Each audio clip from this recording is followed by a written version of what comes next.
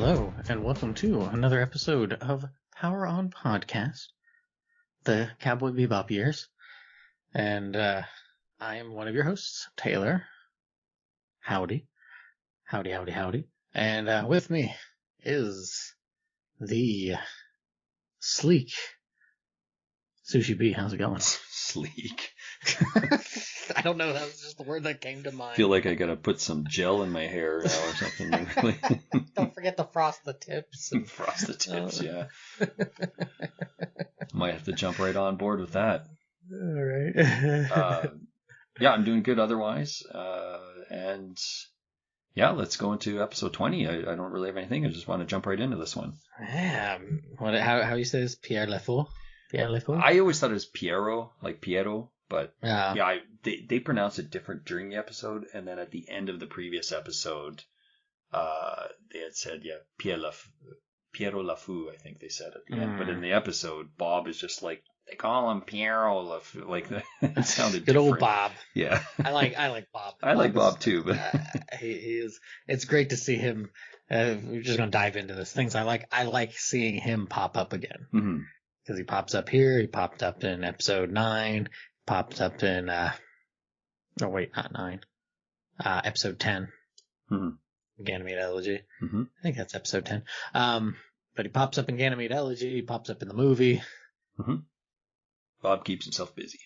I like Bob. And Bob doesn't get gunned down. Yeah. He makes it out of this one. He reminds me of like what the heck? Like there's almost like he kind of makes me think of like a 70s anime character or something. I don't know, it's just the way he's drawn. The mustache, big nose. He looks like kind of similar to some of the characters in Astro Boy. Yeah, I can see that. Yeah.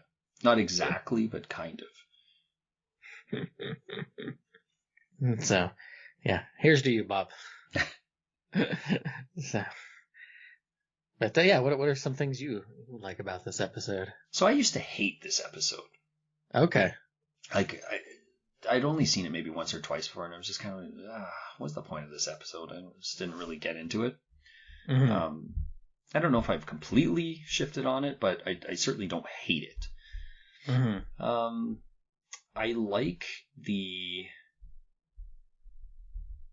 one of the most important parts for me in this episode is the banter with Spike and Faye. Yes. And yeah, I know it comes like I don't remember which episode, but if you look ahead and you get to this episode, and if you kind of dial it back and look back at this, you're like, interesting, like the sort of vibe between them and stuff, because this kind of references previous episodes where Spike had kind of rescued Faye, if you will. Mm-hmm. And in this case, Spike basically saying to Faye the opposite now, like, would you come get me? In this case. Mm-hmm. And him being like, don't worry, I don't really care if you do or not. Right. This is also the first kind of, sorry to cut you off there. Yeah, go for it. But this is also the first signs that you really get that's very straightforward, that Faye cares for Spike. Yeah. So. Yeah, just the kind of look on her face, like she's trying not to pretend that she cares at all. Because she calls him a lunkhead, and then I think I wrote down exactly what he said. So, and this, we didn't do quotes for the last episode, by the way, but I didn't have any. But for this one, like Spike says, maybe this is the one I won't come back from. Mm-hmm. And then he kind of pauses, and he's like, just kidding. And then he looks at Faye and says, would you come rescue me if it were true? And then she just doesn't say anything, just looks at him kind of with like a sarcastic look on her face of like, get out of here, you creep. And just calls him a lunkhead. And then you get Ed, lunkhead. lunkhead. Dancing around. And then, what is it, maybe 2-3 lines later, Jet also calls him a lunkhead. Yeah, right. Yeah, so obviously they were going for that in this episode. Very nice term of endearment there. Yeah. So I found that just that one particular moment very interesting and unique, and said a lot about both of their characters. Mm-hmm. Yeah, that is probably biggest piece to draw from it, because honestly, I'm kind of like you. This episode never really hit well with me. Mm-hmm. I honestly, we'll save it for the bad stuff, but because it's not that it's necessarily bad, but it's just things I don't like. Something I kind of liked, but it's only because it makes me think of something else, is Spaceland, because it makes me think of Wonderworld from Beverly Hills Cop. I don't know why. Part 3. Yeah, I don't know why. Is it Wally World or something? It might be Wally World. I think it's Wally World, and then Eddie Murphy prints his face on all that money. Well, it just has that tune too. Yeah. I thought it was Wally World. I haven't seen any of those movies in a long time. There's all that talk about them making that 4th one. Right. I thought there was the TV show that was supposed to come out. Well, that got canceled. Yeah, that was. I don't know. That got canned. So yeah, it's a little too late to be. Yeah, they had their opportunity, right? But I like just the general setting. Like, it's an interesting setting to have a battle. Mm-hmm. So I did like, and I thought, animated wise and stuff, it was done pretty well. And I like that it doesn't overstay its welcome. Mm. They could have gone to this room and that room and the other room, and now they're on the Ferris wheel. And thankfully, they didn't do all of that. They just kind of showcased bits and pieces, get out of that room with all the penguins. And, yeah, so I thought it was kind of a cool backdrop and fitting for the villain as well. Right. Wasn't just totally out of the blue, right? Like a Stone Cold Killer, I don't know, like a Punisher type character, and he's like, we're gonna have a showdown in Candyland. Yeah, rather than like some, I don't know, graveyard or something. Yeah. Something a bit more attuned to the character. So it was fitting for this villain. Mm. Anything else in particular that you really, really like? Oh, are you hitting the wall already? Like I said, this one is just not like, I just don't really care for this episode. Like, I guess if I could say another one, it would be at the beginning when he's playing pool, and it's just a nice little cool little bit, because pool is fun to play. Yeah, I like it too. It's short, it's quick. I like that there's no word spoken, right? He just kind of waves off the guy after he beats him. Mm.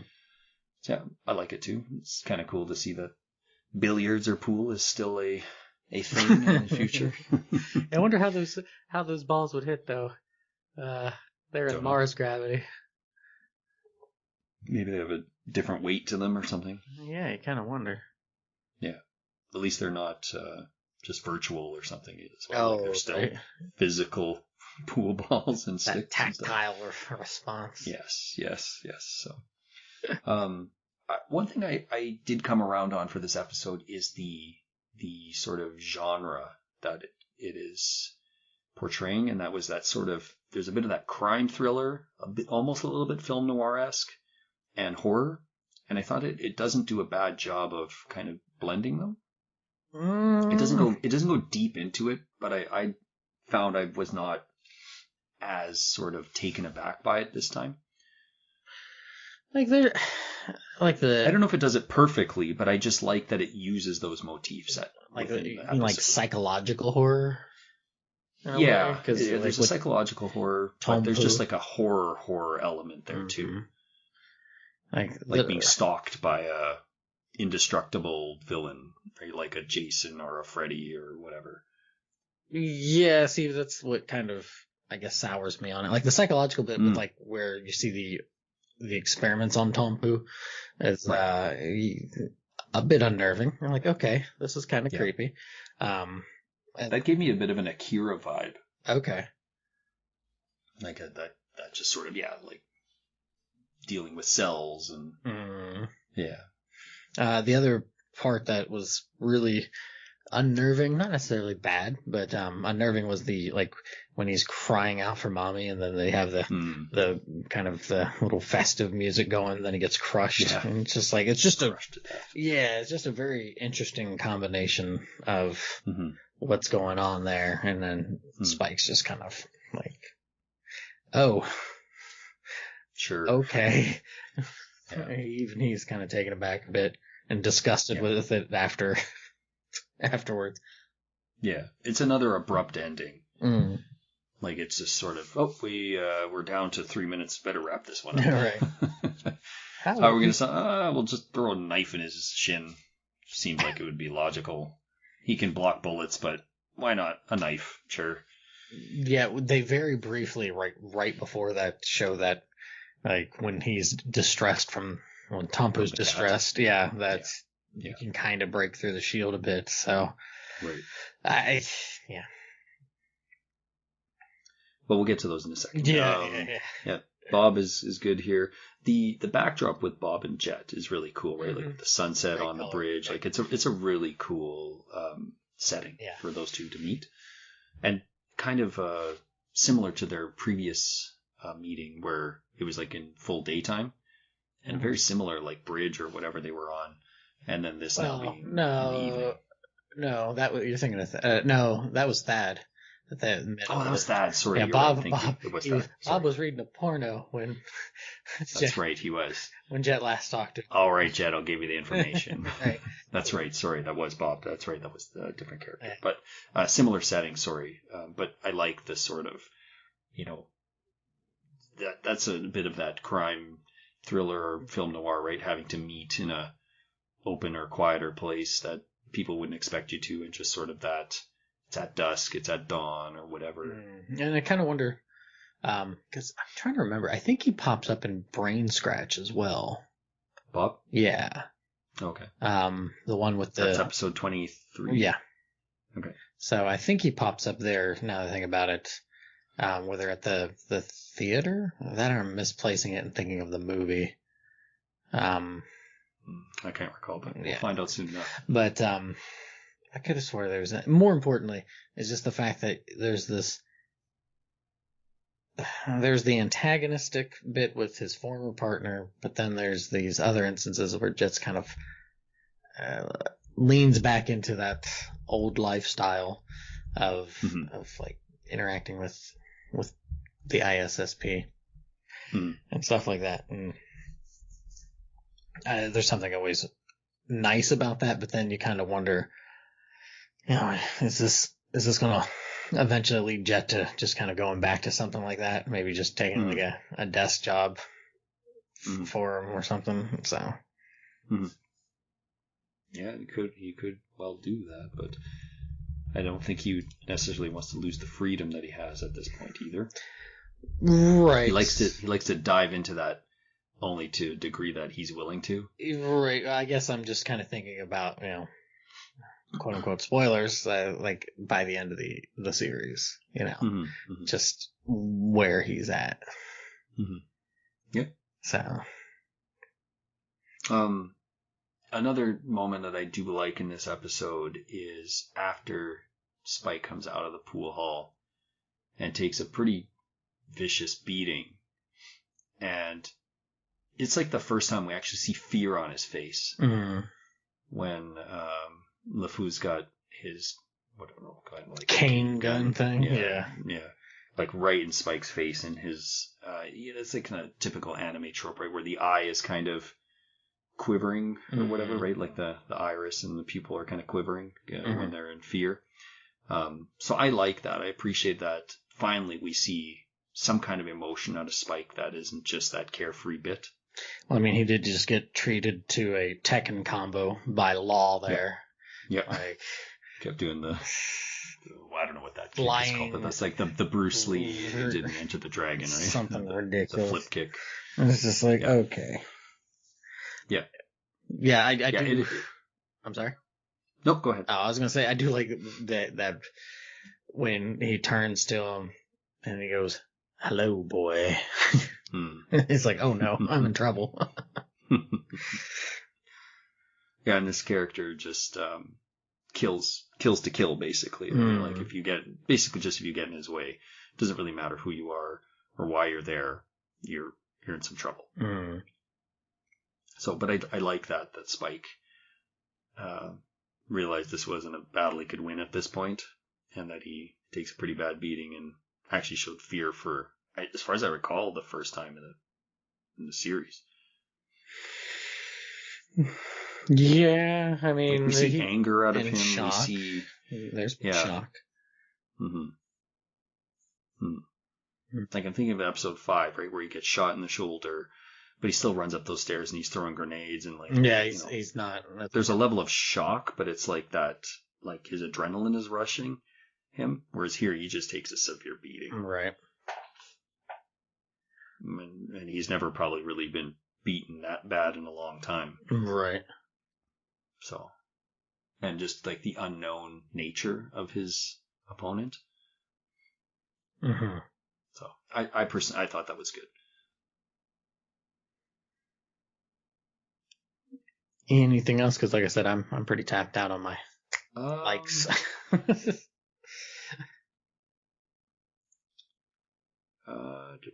trying to think if there's any. Yeah, I think most of the other stuff is kind of either in the middle or a little bit more on the negative side for me. Okay, well then I guess we'll shift over to that then. Sure. I can't stand Tompu. I really can't. I don't like the concept of it. I don't like the whole being able to like fly wherever and just stopping bullets. It just annoys me. I mean, I get it, like you said. Oh, it's kind of like almost like a show of force, something like Jason or what have you. But it's just, I don't know. Doesn't he look like the Penguin, the Joker, and Totoro all wrapped up in one? Well, he flies like Totoro. He's shaped like the Penguin, and he's shaped like Totoro, I guess. But he's got the grimace and the laugh like the Joker. I really didn't even think of that, but I just, the back bit with him is fine. Like that's fine. Like it shows this something that comes up more in the movie, right? And sort of gets touched on a little bit in Jupiter Jazz of just of like experiments being done on people kind of thing. I mean, I guess the eco-terrorists did it as well. Yeah. What was that Gateway Shuffle? But it's a little bit more. Like it kind of leans back, I guess, into the Gateway Shuffle one, where there's a bit more of a terrifying element to it. Like I don't mind that. It's just seeing him in action. I just think it's really not good. There's also a lot of computer CGI in this one. It feels like. So everything looks really like the shield thing is definitely like the when bullets ricochet off him, right? Like the green shield. Well, that just in general, like the coloration, it's just everything seems kind of off compared to normal, like not normal, but a lot of the other episodes. Yeah, I guess like the Spaceland, some of the stuff happening, the lighting and stuff is computer generated. Okay, I could see that. I guess, I kind of go back and forth. I like the experimentation stuff. It's different up to this point. Like you said, we've seen a little bit, but interesting to see that, the ISP are not really, sorry, the ISSP are not really on the level, right? And they're doing some pretty dastardly things behind closed doors. And so all the more reason for Jet not to go back, right? To realize, whoa, like this is some bad stuff going on here. Well, that or it sets him up to be like, oh, I need to go back and clean it out. I want to try to clean it up. Yeah, could be. But it's kind of, he had some pretty horrible stuff done to him, right? Like purposely shocking him to see if the shield would come up and things like that. I thought they were shooting him. I thought they were actually. Well, they were shooting him too, but they shocked him all those times too. And we're like, oh, geez, that's pretty horrible. Like, no wonder why this guy would rebel and go on a killing spree, kind of thing, right? We see this in other shows and so forth.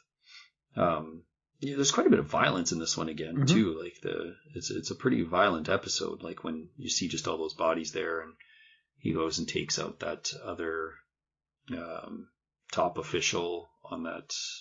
It's kind of like the catwalk or whatever. Bridge. Or he puts his head through the fencing.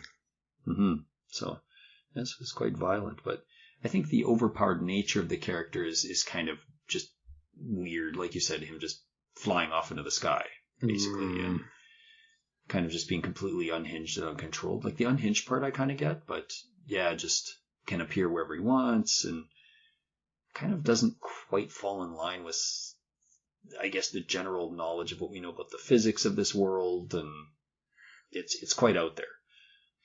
Yeah, it's a little jarring Mm-hmm. how just ridiculous. He's just flying about, just whatever, using his mind powers. Yeah, it's like, okay, come on, no, just no. If they had toned it down a bit, and maybe like if they had taken away, let's say, at least the flying bit, and maybe, I don't know, yeah, I'm sure they could have toned it down a little bit, because this character has a little bit going for it in that it's a bit of a creepy type character, and there are a lot of people that don't really like those sort of clowns, marionettes, that kind of stuff. So there's something to build off of there for sure. Yeah, it's just they probably took a little too wide of a net for, let's just give him every ability possible. But I do like Jet's quote, because it's just kind of interesting. Remember when he's in the Hammerhead and he says, the child one? Yeah, it's an interesting quote. There's nothing more pure and cruel as a child. I thought it was an interesting quote to bust out there. But I still think, as a whole, I like the Spike and Faye quotes better.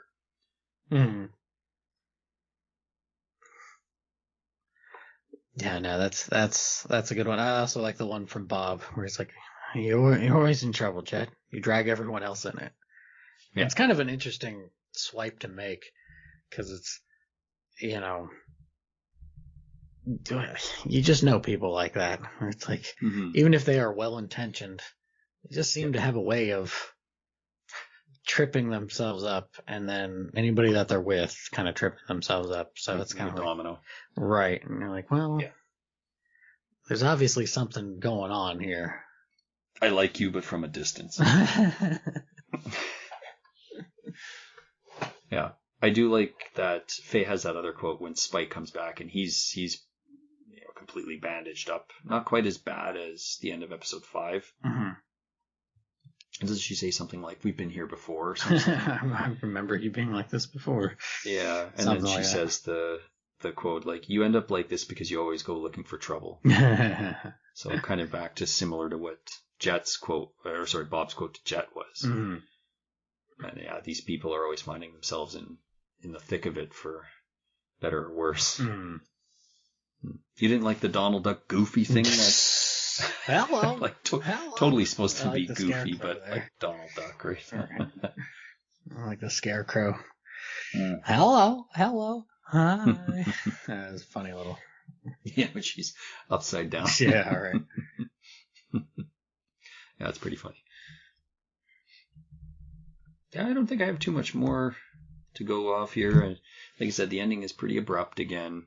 It just seemed like, we got to wrap this one up quick. And it's like, well, you really built this thing up, that this guy's indestructible and this and that. And we only get, it's only like, what, in the last, maybe not even quite 10 minutes, like 7-8 minutes that we see the experiments and stuff. So it's quite quickly wrapped up. Yeah, and I think that probably doesn't do any favors here either, because they want to just more showcase the villainous ways of that character. And so it's like, that's great, but not knowing some of the motivation kind of takes away from it a bit. How are we supposed to empathize or sympathize with this character? Right. But I don't know if that's necessary completely, but it's interesting to know, especially because it's so overpowered, right? This thing is so overpowered. It's like, well, how did this thing even get to be this way? There's the powers of science. Yeah. The powers of wishful thinking. I like how when they're doing these science experiments as well, they decide to have some sort of cat just kind of hanging out there. The funky cat with the 2 eye colors. Right. It's like, why? Why is this a thing other than to give Spike the advantage of, don't forget, guys, he has 2 different kind of eyes there. Yeah. Which is still, to me, like, I don't see it. It's very faint. It's not. Yeah, it's pretty faint. It's not significant to be like, oh yeah, he's got a blue eye and a brown eye. Yeah. Or he's got like a deep brown colored eye and a much lighter colored other eye. Like, right. It's not significant enough to notice. Right. To me, at least. So. Only in like certain scenes does it seem to really come up, and it's just like, okay. Emphasize. Yeah. Just this is really not just unnecessary. This is just whatever. Yeah, and we don't really. Yeah, I can't remember by the end if that's because we get that scene. I don't remember what episode that was where they're basically rebuilding Spike. Oh, that was what was that, episode 6? Something for the Devil? Something like that, right? But it's like a minute worth of footage, and then it's like we'll get the odd flash of the green screen of his eye focusing or whatever it is, mechanical eye and stuff, and it's like it doesn't really say too much. Maybe you're remembering, but I don't remember by the end that actually being as significant as they kind of imply. Well, it's there's just that last little scene there, or not last, but one of the last scenes at the end where it where it comes up. Yeah, but it's not. That's what I mean. Yeah, it's not prevalent throughout the whole. It's not like he's like reading biometrics out of it or anything to be like, okay, kind of thing. That'd be pretty cool. It'd certainly be something different. Yeah. Like if he was doing that when they were at the jazz thing there. And when Jet's talking about, playing the blues when he was still out of his mama's womb or whatever. Right. And Spike's got like the goggle thing to focus in on. You get all the info on who are they looking for in that episode. I can't remember. Giraffe. It's giraffe? Well, is it giraffe or zebra? Zebra? I think it's zebra, isn't it? No, it giraffe. is giraffe. Zebra's with the kids. Yeah. Yeah, I think that's it for me for this episode. All right. Yeah, I'm willing to kind of close this one and sure put it away. So there wasn't really much in the way of a bounty. However, we did get a number, and that number was that there were 7 ISSP high-ranking officials that were killed. Mm-hmm. So that is what we're going with. They're getting a single oolong each. Yeah. I'm going with 3. I am not a fan of this episode, and I still am not. Like, it just doesn't. I'm just kind of like, okay. That's really about it. Like, I think it slid pretty hard. This might be one of my least favorite episodes, or like one of my least favorite episodes of the whole series. Okay, fair enough. How much? I'll just do one more than you. I'm gonna go 4. Okay.